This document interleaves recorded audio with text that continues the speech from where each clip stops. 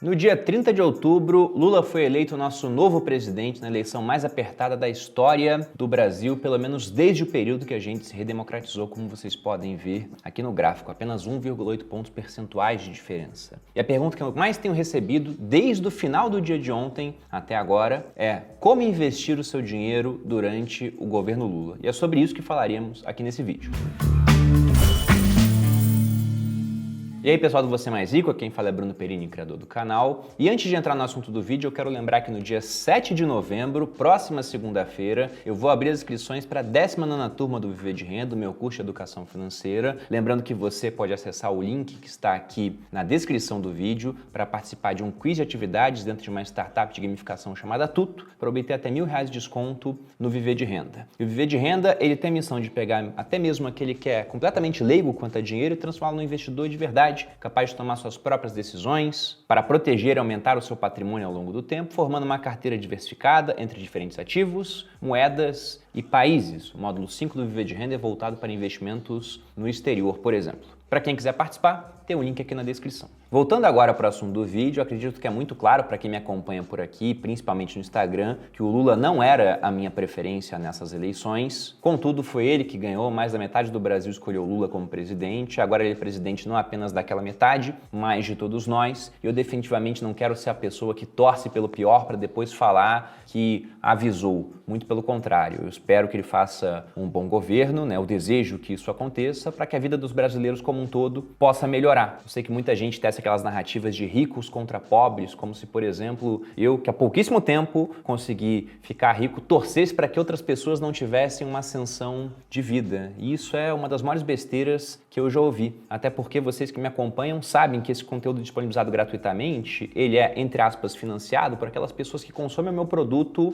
pago. E quanto mais pessoas tiverem condições de consumir esse produto, que custa aí R$3.000, basicamente, lembrando que você pode ter até 1.000 de desconto se você participar das atividades de quiz no link da descrição, mas veja que quanto mais gente tiver condições de comprar esse produto, mais eu prospero no final das contas. Então aquilo de sou pobre porque fulano é rico, né, na verdade eu vejo que é o contrário. Porque eu, por exemplo, saí de não ter nenhum colaborador lá no ano de 2016, 2017, para ter 210 pessoas trabalhando hoje comigo dentro do Grupo Primo. Então só posso empregar mais gente porque eu consegui ter mais recursos para isso. Seria muito mais sábio falar sou pobre porque fulano é pobre. Porque se o fulano é pobre, ele não consegue comprar meu produto, ele não consegue me contratar, ele não consegue contratar o meu serviço. Então o que eu mais quero é que nós tenhamos um país próspero e eu vou torcer para que esse tipo de coisa aconteça. Mas é lógico que eu quero me proteger também de consequências de decisões erradas que possam vir a ser tomadas em Brasília, mas deixando muito claro que eu não torço para que isso venha acontecer, tá, pessoal? Estamos todos no mesmo barco. Logicamente, alguns são mais afetados por decisões políticas do que outros, mas eu quero o melhor para o nosso país. E aproveitando esse ensejo, eu já digo também que eu discordo de ideias que eu vejo em redes sociais de que vamos nos tornar uma Argentina ou até pior, uma Venezuela no prazo de 4 anos. Logicamente eu não sou dono da verdade para poder falar que esse pessoal está totalmente errado, mas eu não acredito que isso possa acontecer com o Brasil, principalmente num prazo tão curto. E eu acho que é meio óbvio que eu não acredito nisso, porque se eu acreditasse eu não teria comprado um imóvel no ano passado, não estaria construindo a minha vida aqui no país, não estaria sócio de uma empresa que não consegue mudar deste local, não estaria abrindo mão de retirar o lucro que eu faço com as minhas atividades e lançamentos, que é um dinheiro bem relevante para deixar na empresa para poder aumentar a infraestrutura dela, não teria lançado um fundo de investimento com foco no longo prazo, porque previdência é isso, é no mínimo 10 anos de prazo que eu considero como ideal para que você tenha o seu dinheiro alocado lá dentro, então não estaria fazendo nada disso se eu não fosse minimamente otimista com a trajetória do Brasil. Portanto, eu discordo dessa tese, é lógico que eu posso estar errado, como eu disse, e se eu estiver errado, por conta de diversificação de patrimônio, eu acho que eu vou estar melhor do que aqueles que estão certos sobre isso, mas só falam e não agem de acordo, tentando se proteger de consequências negativas de uma trajetória do país. E parte do que eu vou falar nesse vídeo tem a ver com isso, tá, gente? Sobre diversificação do portfólio para que você possa investir bem neste governo. Agora entrando na abertura do mercado de hoje, que a gente pode falar que o mercado abriu com bastante volatilidade, porque ele abriu em queda, depois ele subiu e talvez essa dinâmica venha mudar novamente até o horário que vocês vão ver esse vídeo após o fechamento do pregão nessa segunda-feira. Então nós tivemos um Ibovespa abrindo em queda, já estava em queda lá fora, se você pega o EWZ, que é uma espécie de Ibovespa em dólares, é um ETF negociado na NYSE, na Bolsa de Nova York, que tem uma composição similar, né? Não é igual, mas é similar à do Ibovespa. Só que depois o Ibovespa ele já virou para alta e nesse momento ele está com uma leve alta abaixo de 1%. Então o que puxou o movimento de queda do Ibovespa no início do dia e também uma valorização do dólar deve ter sido gente corrigindo os excessos montados na semana anterior às eleições, como por exemplo operações alavancadas, e também uma queda das estatais. A gente teve uma Petrobras caindo bastante, um Banco do Brasil, por exemplo, caindo bastante. Citando esses casos específicos, Petrobras abriu caindo quase 9%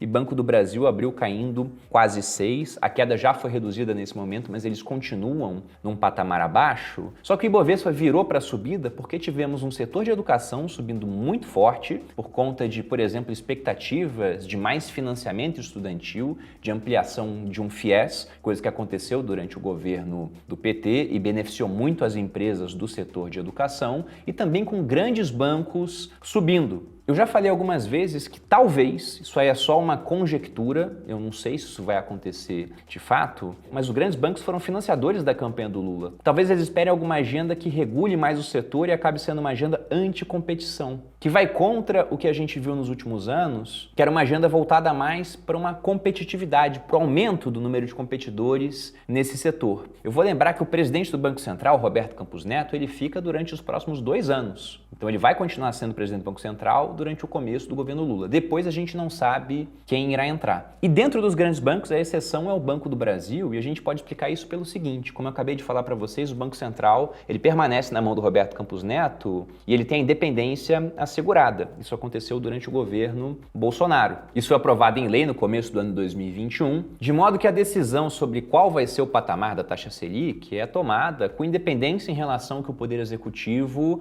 e o Ministério da Economia, por exemplo, se é que vai ser esse o nome do ministério, né? Porque ele pode ser desmembrado em um monte de outros ministérios, voltar para o Ministério da Fazenda, por exemplo, etc. Mas o ponto é que ele é independente para decidir. E a taxa Selic ela é a base para tudo que a gente faz aqui na economia. É a base que você usa, por exemplo, para conceder crédito, principalmente no curto prazo. E tendo 2 bancos públicos na mão, a Caixa Econômica e o Banco do Brasil, dependendo de quem o Poder Executivo quiser nomear como presidente, do tanto de intervenção que eles querem ter lá dentro, você pode ter empréstimos, concessão de crédito para a população com taxas abaixo do que seriam as taxas praticadas pelo mercado, dependendo do patamar da taxa Selic. Então, no final das contas, veja que as estatais estão caindo por medo de ingerência política e o que está subindo pensando que pode ter algum tipo de benefício vindo do governo. Só que esse tipo de ideia é totalmente prematura agora, né? Muita coisa vai acontecer, nós não sabemos quem serão os nomes por trás dos ministérios da equipe do Lula e principalmente na parte da equipe econômica e nem os projetos que serão feitos no futuro. Nesse ponto eu vou lembrar aquilo que eu falei no último vídeo da semana passada,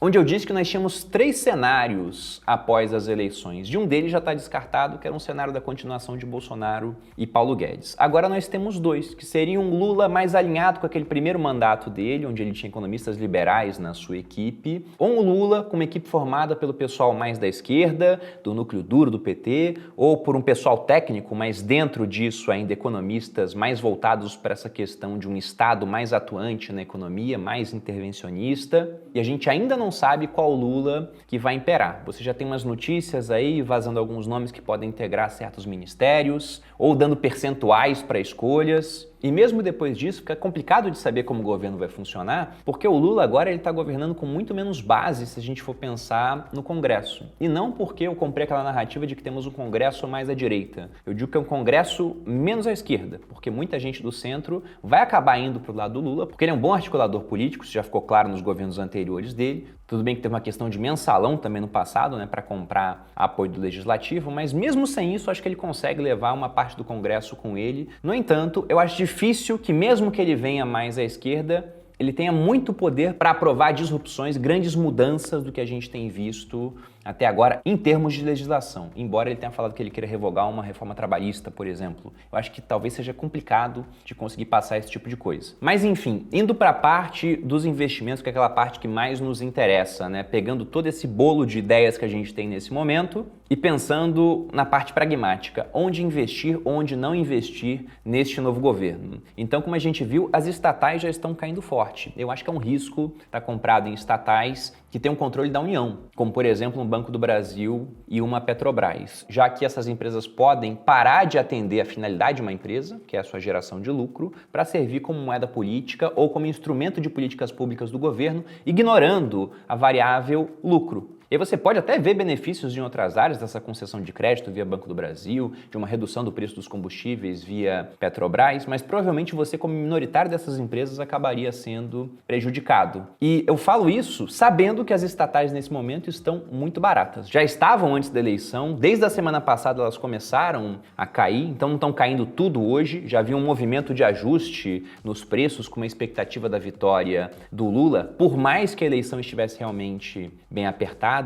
ele era o favorito em muitos cenários, até porque aqui no Brasil nunca alguém que tinha ganho o primeiro turno havia perdido o segundo, embora também nunca alguém que tentou a reeleição não tivesse conseguido se reeleger, de modo que mesmo estando muito barato, de modo que mesmo estando extremamente lucrativas, como por exemplo o caso da Petrobras, que só de dividendos pagou mais de 200 bilhões ao longo dos últimos 12 meses, mais ou menos uns 70 bilhões foram para a mão do governo, mesmo assim, eu pessoalmente fico de fora. E até interessante porque no sábado, logo antes da eleição, alguém me perguntou se eu achava que Petrobras tinha que valer mais. Lembrando que Petrobras há pouquíssimo tempo bateu o seu maior valor da história, né? Um pouco acima de 450 bilhões, sendo que a empresa é negociada por menos de 3 vezes os seus lucros nos últimos 12 meses. Então esse valor de 450 bilhões é simplesmente o lucro dela multiplicado por, na época, 2,6. Enquanto as empresas internacionais do mesmo segmento de Petrobras são negociadas, na média, por 10 vezes os seus lucros. Você pega aquele ETF americano, XOP, que é composto de várias petrolíferas espalhadas pelo mundo, ele negocia nesse patamar, 10 vezes os lucros. Se Petrobras negociasse nisso, na verdade nem nisso, vamos colocar até um desconto, imaginar que tem um desconto de 20% nesse múltiplo, né? 8 vezes os seus lucros,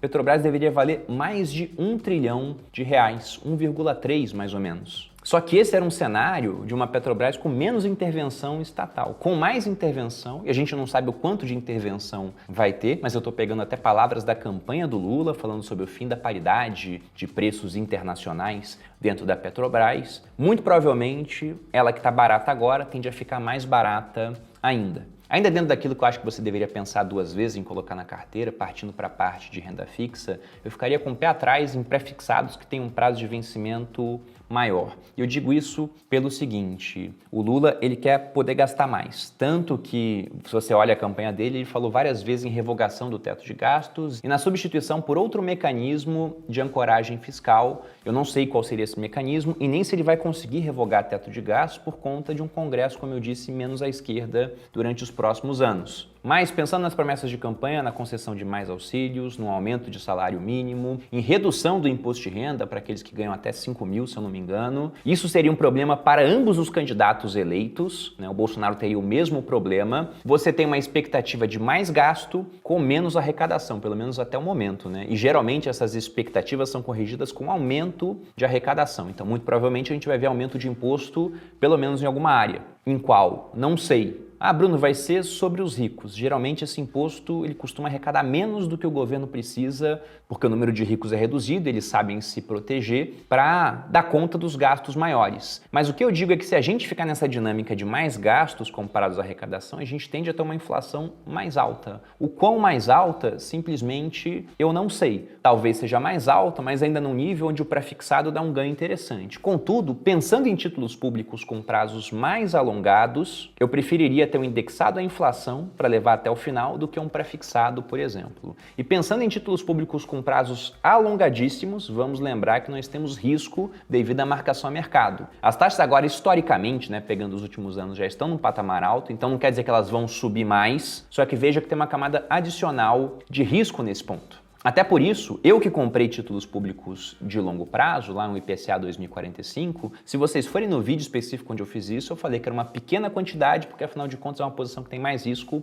ela é mais volátil. E agora entrando na parte do que pode vir a se beneficiar desse governo, muita gente acredita que nós teremos um dólar mais forte pelos próximos anos. Isso pode vir devido a dinâmicas internas, como uma inflação mais alta, por exemplo, mas também totalmente descolado de Brasil, pensando em dinâmicas externas. O que você está vendo agora são os Estados Unidos subindo juros para conter uma inflação lá fora que está bem alta, e isso tende a fortalecer o dólar contra outras moedas, inclusive contra o real. De modo que empresas exportadoras, se você pega, por exemplo, aquelas que exportam commodities, retirando da conta, né, uma Petrobras, que é estatal e pode ter mais interferência de governo, tendem a ter um cenário mais positivo pela frente. Empresas que exportam, por exemplo, soja, o caso de SLCE 3, ou celulose, né, o caso de uma Klabin, de uma Suzano, eu ficaria meio com o pé atrás em empresas exportadoras de carnes. Eu digo isso porque uma das promessas do Lula era a questão da picanha. Eu não sei como ele vai cumprir aquilo, se vai falar que o auxílio, né, é responsável pela picanha, alguma coisa nesse sentido, ou se ele pode, por exemplo, dar um jeito de dar uma restringida em exportações de carne, de modo que você tenha mais carne no mercado interno e por isso o preço fique mais barato aqui. O que pode até parecer benéfico num curto prazo, mas se as margens das empresas elas caem, porque elas são obrigadas a vender no mercado interno, sendo que o mercado externo ele acaba pagando mais, elas têm menos dinheiro e menos estímulo para reinvestir em produção. Então seria uma medida que eu considero temerária e eu não gostaria de ser acionista de uma empresa que pudesse ser prejudicado nesse sentido. Contudo, essas empresas que têm receita em dólar e custos em reais, pegando uma VEG, por exemplo, que também tem esse panorama, deveriam subir em um cenário assim. Lembrando ainda que uma opção que você tem, se você acredita nesse cenário de um dólar mais forte contra o real, é investir no exterior, tanto por via interna, indireta, utilizando BDRs, quanto por via direta, abrindo uma conta e investindo lá fora. Eu prefiro a via direta, embora ela tenha um custo a mais, já que você tem que enviar dinheiro lá para fora, você tem um IOF nisso, de 0,38 ou de 1,1, depende de como você faz esse envio. Lembrando que esse IOF também ele pode ser aumentado em uma canetada, então esse é um outro ponto que tem que ter atenção. E você tem também o custo do câmbio, que acaba encarecendo um pouco o processo frente a, por exemplo, simplesmente comprar BDRs ou ETFs aqui no Brasil. Mas, lembrando que a gente deve ter um governo mais intervencionista, eu gosto de dar o exemplo do que acontece na Argentina, onde o controle de câmbio faz com que a cotação de mercado do dólar, aquela que as pessoas vão praticar nas suas transações, seja totalmente descolada da cotação que é definida pelo governo. Na verdade, tem que pensar primeiro em qual cotação do governo, já que há 15 cotações oficiais, como por exemplo um dólar Netflix, um dólar Coldplay, um dólar Qatar, mostrando o excesso de intervencionismo. Eu não acho que isso vai acontecer em 4 anos. E acho que há muitas coisas negativas no controle de câmbio, de modo que o pessoal pensaria 2 vezes antes de fazer esse tipo de coisa. Mas, pensando que isso pode vir a acontecer, eu prefiro investir diretamente lá fora do que por via indireta, utilizando as opções que nós temos no mercado nacional. Eu acho que dentro de uma carteira de investimentos, principalmente pensando que o Brasil pode ser um ótimo país, mas eu não sei se ele vai crescer mais do que os outros países do mundo, principalmente comparado a uns Estados Unidos, que costuma crescer mais do que a gente, eles são mais produtivos e têm geralmente inflação mais baixa, com exceção deste ano, onde eles estão com uma inflação mais alta do que a nossa. Eu acho que vale a pena ter investimentos diretos lá, sempre um percentual da sua carteira destinado a isso, independentemente de quem vai ganhar a eleição aqui no Brasil, agora o Lula ou daqui a 4 anos, eu acho que tem que ter essa fatia, porque vale a pena você ter parte do seu dinheiro fora do país, antes que políticas equivocadas no país acabem tirando o dinheiro de você, via mais impostos, mais inflação, ou em eventos extremos, como já tivemos lá no passado, na década de 90, via confisco, já deixando claro que eu não acredito que esse tipo de coisa vai acontecer. Uma dúvida que chegou para mim durante a semana, já que na época que o Collor fez, ele conseguiu fazer isso com uma canetada, e hoje teria que passar pelo Congresso, e como eu disse, é um Congresso menos alinhado ao Lula. Na hora que vai parar no Congresso, você simplesmente vai ter a mídia noticiando, aquilo geraria uma corrida bancária e muito mais consequências negativas do que uma eventual consequência positiva, que se a gente for olhar a história, lá na época do Collor, não foi boa, né? Tanto que o Collor ia tomar o impeachment, para não tomar ele acabou renunciando no final. Então até em termos políticos foi uma decisão desastrosa no final das contas. Entretanto, em um cenário de muita intervenção, tanto no ambiente interno, quanto, por exemplo, nessa questão de controle de câmbio, prejudicando remessas internacionais e o acesso ao dinheiro que está lá fora, tem um ativo que ele acaba sendo um destaque frente a esses problemas, que é o Bitcoin, que inclusive é muito utilizado por populações de países que têm moedas fracas. A exemplo da própria Argentina, da Venezuela, da Turquia,